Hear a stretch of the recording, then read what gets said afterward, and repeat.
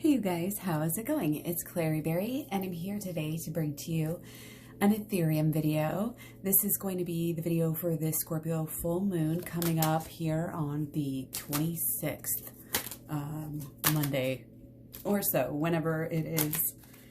For you might change a little bit, but we're going to jump right in here. Ethereum, crypto mania, here we go. We are going to look at a little bit before the full moon. So building up into the full moon. If you want like the week before or so, you can check out the most recent video. Well, not maybe the most recent Ethereum video, but just scroll down and you'll see it. Be sure and stay subscribed to get notifications and all of that. But we have on the 25th, Venus trine natal Pluto. So this is actually a beautiful placement, setting us up for really a time where we're kind of feeling the love. And it's kind of like low key, a whole like big thing, like a big new step. But again, it's kind of low key, but there's still that peaceful feeling the love, expressing the love, just feeling pretty intense, feeling creative, feeling optimistic, feeling powerful.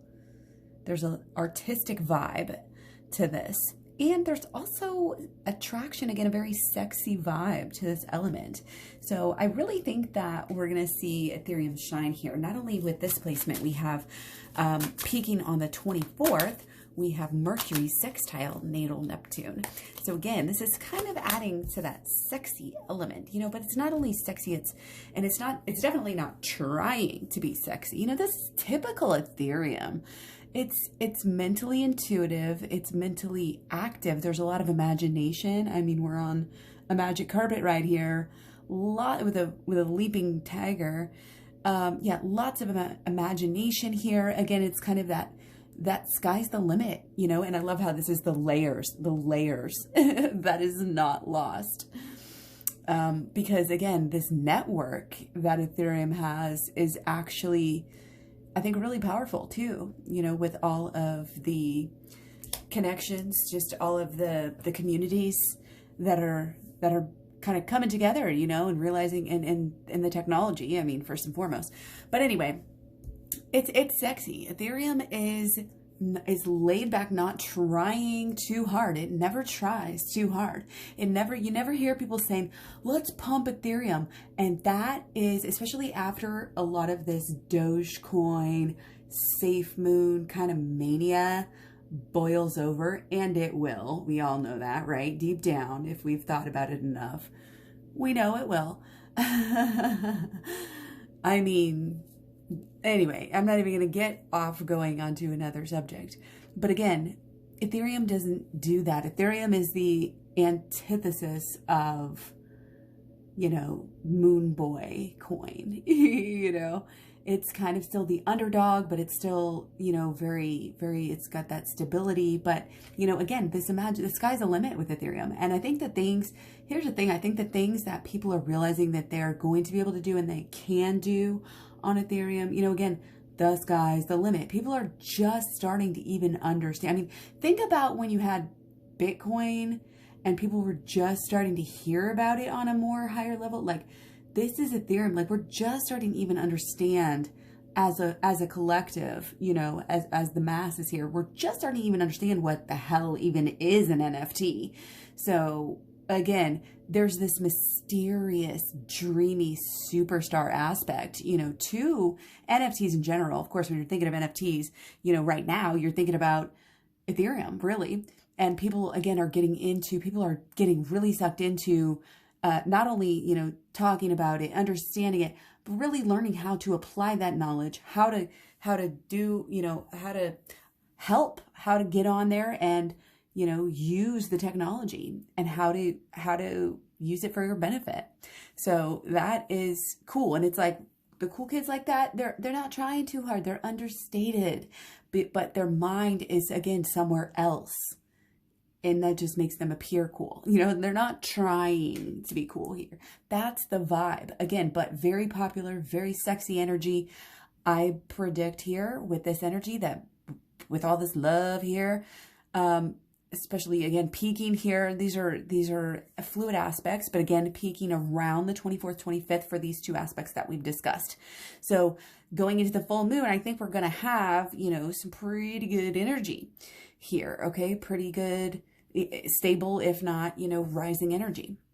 We also have Mars, sextile natal Jupiter, and this aspect is actually ending on the 27th. So the day after the full moon. This started back in April, April 10th.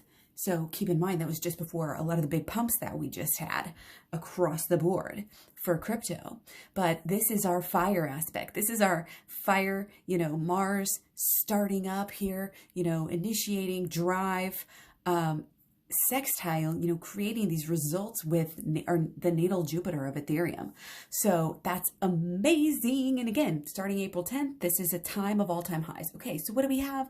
We're understanding that on the 27th or around there, the 27th, the energy, you know, might, according to this aspect, you know, fall a little bit because we're no longer in this, you know, this nice bubble, this exponential growth time, you know, but here we're also having a fresh start as well. Okay. There's still a lot of, it's just, there's so much expansion during this time. And then again, we're talking about the full moon here. I'm not talking about after the full moon. So that's why here back to, you know, what we're looking at here, you know, the moon, this is, I'm getting moon from this mirror, and it's like, meh, okay, moon. But, yeah, there's a lot of, again, ending. I feel like a sign like this that is big and expanding, it's going to build. And I think it might possibly want to go out with a nice bang with all that fire and, you know, expansion, success energy. So again, ending the 27th. So we can't keep it pumping all the time, but we'll see what's going on with some of these other aspects. Okay, it's just one aspect. So Mars sextile natal Venus. This is from the 15th of April through the 2nd. So this is peaking a little bit early too. This is peaking on like the 23rd before. So again, more sexy energy. I should have moved that up. Sorry about that. But again, very positive. So yeah, 23, 24, 25, looking like pretty good days. You know, again, there's expression. I feel like it's this, you get some dialogue here, you know, and the beauty, you know, again, the beauty and the functions of Ethereum are just like going to be kind of on display here, going to be shown off a little bit at this time. Okay. Passion. Think, you know, the singer, this is just, you know, you got that usually performers, you know, they know how to work it. We'll put it that way. So it's like Ethereum can turn it on, you know, when they need to even. Okay, so peaking the 27th here, also, we have the Sun square natal Saturn. So this could be some sort of a limiting aspect because we have square and it's with Saturn. And it's Taurus, so we know it's financial, and it's Ethereum, so we know it's financial here. So, but there's some kind of a challenge, okay? And overall, I'm getting that this is good. You know, it's like the bee sting, but then you get the honey, you know, and the honey, Manuka honey can heal, you know, if you didn't know that. That's the only honey I would really ever eat as a vegan if I had to, you know. But it is good medicine. But anyway, just for the metaphor here, again, you have to get stung, you know, a little bit to make the honey. So again, a dip at this point is only going to mean positive things for Ethereum in the whole. So don't get worried after, you know, the 27th, when this Jupiter energy and this Mars energy kind of fades out a little bit.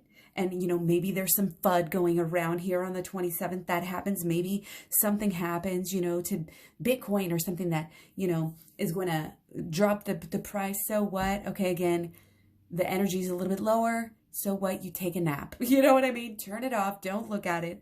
Hold, hodl. That's my, you know, hodl till you don't need to, you know, worry about the taxes you're paying on your capital gains.